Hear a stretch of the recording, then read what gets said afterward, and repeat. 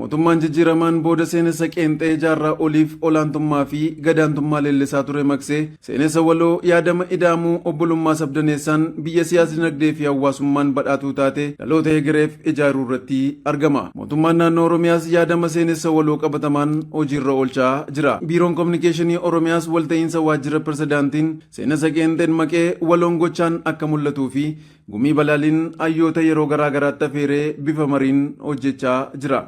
Bu'uuruma kanaan koonfiraansiin maree biyyaalessaa ijaarsa seenessa waloo irratti xiyyeeffate guyyaa boruu irraa eegalee magaalaa Jimmaatti ni geggeeffama. Koonfiraansiin kun mootummaa naannoo Oromiyaa, ministeera nagaa yuunivarsiitii Jimmaa, bulchiinsa magaalaa Jimmaa fi godina Jimmaa akkasumas dhaabbata CRPP yookiin Center for Responsible and Peaceful Politics'n kan qophaa'e yoo ta'u, koonfiraansii kanarratti namoonni guutuu biyyaa irraa hawaasa bakka bu'an ni hirmaatu. Koonfiraansii kanarratti hirmaachuu fi afaan yaa'ii caffee Oromiyaa Adde Saadaa Abdurumaan, itti gaafatamaa waajjira paartii badhaadhinaa damee Oromiyaa obbo Kaffaaluu Tafarraa akkasumas hooggantoonni mootummaa federaalaa naannoo, hayyoonnii fi qooda fudhattoonni magaalaa Jimmaa galaniiru. Yeroo buufata xiyyaara biyyaalessaa magaalaa Jimmaa ga'anis simannaa ho'aan hawaasa magaalichaa fi hooggantootaan taasifameeraafi.